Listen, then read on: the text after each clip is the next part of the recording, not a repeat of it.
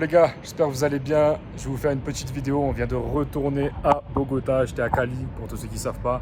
Et je vais vous faire une petite vidéo là, en live, direct live de Bogota. La vue, elle est incroyable. Incroyable. Je vais vous expliquer un petit peu l'anecdote du jour, les gars. J'étais parti à Cali. Donc, j'étais parti à Cali juste pour voir une meuf. Je sais, move de bêta, mais bon, je suis parti à Cali voir les meufs. C'était bizarre, c'est comme ça, mais je l'ai fait. Et à la base, j'étais à Bogota. Et je suis parti là-bas juste pour une meuf que j'aimais bien, etc., que j'avais déjà vue à Medellin. Mais ce qui se passait, c'est que j'avais envie de la revoir, tu vois. Donc je suis parti et j'ai pris l'avion, je suis allé à Cali. Une fois arrivé là-bas, je me suis aperçu que c'était pas du tout le plan que j'attendais. La meuf, elle avait déjà un copain, machin truc, je la voyais, il fallait que je me taise pendant que la meuf m'appelait, enfin pendant que j'étais avec elle, etc., etc. Il fallait que je me taise parce qu'elle appelait son copain et tout.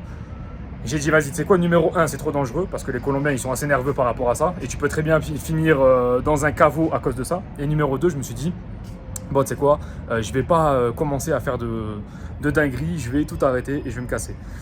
Et après, je me suis dit, je suis rentré dans une phase où j'étais en mode, putain, je suis dégoûté quoi. Je suis dégoûté. Un peu comme le mec, si tu veux, qui rate son OFAP. Un peu comme le mec qui n'arrive pas à lancer son business en ligne ou qui arrête tout le temps. Le mec qui lance son business en ligne et derrière, il arrête. Tu vois, un peu comme ce mec-là. Ben, c'est exactement moi dans cette situation. J'étais en mode, putain, je suis vraiment un trou de balle quoi, tu vois. J'ai vraiment foiré. Je sais que quand tu frappes, tu foires ton OFAP. Par exemple, ça fait quoi? Ça fait un mois, tu es en OFAP et tout d'un coup, tu te foires, tu fais de la merde, tu vas sur un site et tu t'éjacules comme un abruti. Bah, tu as un peu ce sentiment-là d'être comme une merde. Tu vois, moi, c'est exactement ce qui s'est passé avec cette meuf-là. Et comment j'ai résolu ce problème-là? Parce que j'étais dans l'avion et je m'en voulais, tu vois. J'étais un peu en mode ouais, mais le monde n'est pas avec moi, machin truc. Tu sais, tu connais comme on est tous comme des victimes à chaque fois. Et immédiatement, je me suis dit, frérot, t'es une victime ou quoi? Non, t'es pas une victime. Donc, prends la clé de responsabilité. J'ai pris la clé de responsabilité, j'ai dit, c'est mon problème. C'est mon problème. Au moins, je suis allé à Cali, j'ai visité Cali. Basta, il n'y a que du positif dans l'histoire. Et je ne referai pas des histoires comme ça. Je ne referai pas le bêta de partir à Cali ou je sais pas où pour aller voir une meuf. Surtout qu'à Bogota, j'avais déjà 15 000 plans. Enfin bref, je suis parti là-bas parce que la meuf, elle était vraiment fraîche. Je vous dis la vérité, les gars. On a le droit d'être un peu un blaireau de temps en temps, c'est la vérité. Et là, je suis arrivé. Une petite salle de sport. Donc, je suis dans la salle de sport et je suis sur le rooftop. Et c'est tout simplement incroyable. Donc je suis content d'être rentré à Bogota. Mais en même temps, je voulais vous partager cette leçon-là en mode ne soyez jamais sans la clé de responsabilité. Quand il vous arrive quelque chose, il y en a plein, ils lancent des business en ligne et ils me disent hey, mais Valentin, ça n'a pas marché, j'ai fait ça, j'ai fait ça, j'ai fait ça. Mais t'as pas fait le business sérieusement. Quand tu fais un nofap, c'est pareil. Est-ce que tu fais le business est-ce que tu fais le nofap sérieusement? Est-ce que tu commences à prendre des douches froides pour calmer ton énergie, calmer ta tension? Tu vois? Est-ce que tu commences à méditer? Est-ce que tu commences à bien manger? Tu vois? Arrêter de manger de la merde. Là, c'est pareil, j'ai mangé de la merde à Cali pendant quoi? Ça faisait 4 jours que j'étais là-bas, j'ai mangé de la merde, j'étais avec la meuf, on faisait n'importe quoi et tout. Pas de rythme de vie. Boum, immédiatement la productivité elle a baissé, tu vois? Est-ce que c'est ça qui est positif? Non, c'est pas du tout positif. Tu l'analyses et tu changes ce qui est pas bon dans ta vie, tu vois. C'est pareil, il y a des villes. Je me suis aperçu que Medellin, c'était pas une ville qui était parfaite pour vraiment passer à l'action, tu vois. Ok, très bien, tu l'analyses, boum, tu passes à l'action, tu changes. Là, je suis à Bogota, tu vois. Et là, je trouve que cette ville-là, elle ressemble beaucoup plus à une vie d'entrepreneur, à une vie de travailleur, etc., que à la ville de Medellin. Et c'est vraiment cette putain de clé de responsabilité qu'il faut que tu prennes. Qu'il faut que tu prennes par rapport au nofap, qu'il faut que tu prennes par rapport à ta vie, qu'il faut que tu prennes par rapport à la séduction, qu'il faut que tu prennes par rapport à tout. Par rapport à tout. Et il y a trop de gens qui la laissent comme ça, au sol, et qui disent « Ah non mais moi j'ai pas de chance. Ah oui non mais moi j'ai ça. Ah oui non mais moi ma famille elle peut pas m'aider. Ah oui non mais moi, de toute façon, je suis né petit. Je suis né, je faisais 1m70. » Mais frérot, si tu fais 1m70, c'est vrai t'es petit. Mais qu'est-ce que tu vas faire? Qu'est-ce que tu vas faire pour changer ça? Est-ce que tu vas être un petit parmi tant d'autres ou est-ce que tu vas être le petit, the petit, tu vois, le mec que les femmes veulent, peu importe qu'il soit petit ou pas. Tu vois, on s'en bat les couilles. Tu vois ce que je veux dire? Pourquoi? Parce que tu as augmenté ta valeur par rapport à tout un tas de trucs, par rapport au business, par rapport aux relations, par rapport à qui tu es, par rapport à tes compétences, par rapport à tes compétences sociales, comment tu parles en public, etc. Et en fait, c'est vraiment ça qu'il faut se rendre compte. C'est la clé de responsabilité. Moi, je l'ai souvent lâché. Et à partir du moment où tu la reprends, cette clé de responsabilité, à partir du moment où tu te dis, ok, là, ça fait 4 jours ou 5 jours que j'ai fait de la merde. J'ai fait des moves de bêta, j'ai fait des moves de con, j'ai mangé de la merde, j'ai une productivité qui est en baisse, j'ai moins travaillé. Ok, comment je peux faire pour me réajuster? Là, tu te réajustes et tu referas pas les mêmes efforts. Par contre, si tu te dis, ah ouais, bah écoute, là, je suis à la Cali, puis je me suis fait baiser parce qu'en fait, la meuf, c'était pas un bon plan, machin, truc, ouais, laisse tomber, je suis une victime. Frérot, qu'est-ce qu'on en fait de ça?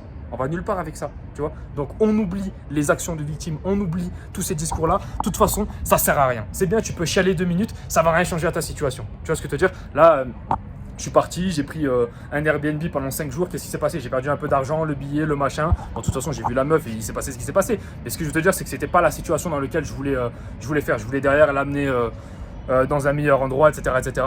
Et j'ai pas pu le faire parce que voilà, frérot, trop dangereux, trop dangereux. Tu fais ça avec un Colombien. Le Colombien, frérot, il peut se chauffer, il est chez lui, donc il a les armes pour faire ce qu'il veut de toi. Tu vois ce que je veux te dire? Ça, c'est un truc qui est un peu négatif de la Colombie. Mais bon, on va pas parler de la Colombie dans cette vidéo. On va parler des Colombiennes, si vous voulez, qui sont pour moi d'humeur changeante. Tu leur dis un truc le samedi, le dimanche, c'est déjà autre chose, etc., etc. Donc ça, c'est vraiment un truc, si je peux vous conseiller quelque chose, les gars, c'est de ne jamais venir en Colombie pour les femmes. Elles sont très, très belles. Pour le truc court terme, c'est très bien, très, très cool, tout ce que vous voulez. Mais pour le long terme, franchement, c'est pas un plan que je vous conseille. C'est vraiment pas un plan que je vous conseille. Moi, c'était une meuf que j'aimais bien. Je suis allé, je voulais un peu analyser son comportement dans sa ville, tu vois, donc à Cali. Je voulais un peu voir comment elle était, si elle connaissait du monde, si machin, si truc. La meuf, tu vois, elle connaît tout le monde et machin. Boum, red flag, tu vois. On oublie, on passe à autre chose et c'est pas grave, les gars. On prend la clé de responsabilité et on se dit qu'il y aura mieux, on se dit qu'il y aura des meilleures opportunités.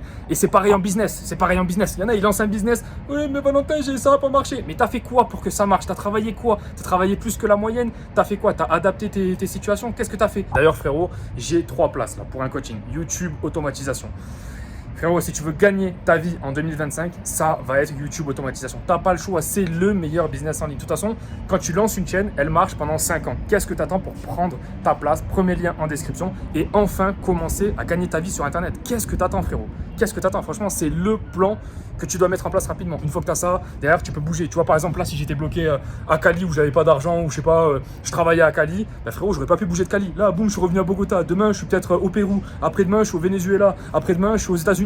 Je m'en fous en fait. Je bouge quand je veux, tu vois. Donc voilà, les gars, je vous laisse là. Toujours prendre la putain de clé de responsabilité. C'est vraiment très très important. Prendre la clé de responsabilité.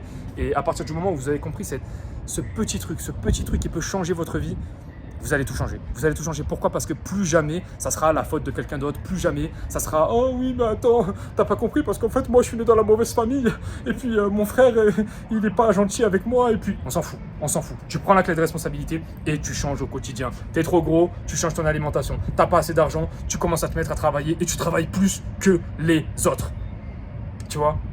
T'es pas bon en séduction, commence à aborder les femmes, commence à changer ton physique, commence à changer la manière dont tu t'habilles, commence à changer la manière dont tu te vois aussi, comment tu te respectes au quotidien et tu verras que ta séduction va changer aussi. Les gars, 7 minutes 32, je vous laisse là, je vais aller faire une petite séance de sport parce que c'est pareil, j'ai un peu abandonné le sport quand je suis parti à Cali, tu vois. Et encore une fois, j'allais dire à cause de la meuf. Non, on prend la clé de responsabilité et tout est à cause de moi. Tout est à cause de moi. Je prends la responsabilité entière. Et basta, les gars, on se laisse, on se dit à la prochaine. Je vous kiffe, les gars, et je vous laisse sur la petite vue. Bogota, c'est magnifique. On se laisse, les gars, on kiffe notre vie. Ciao, les gars.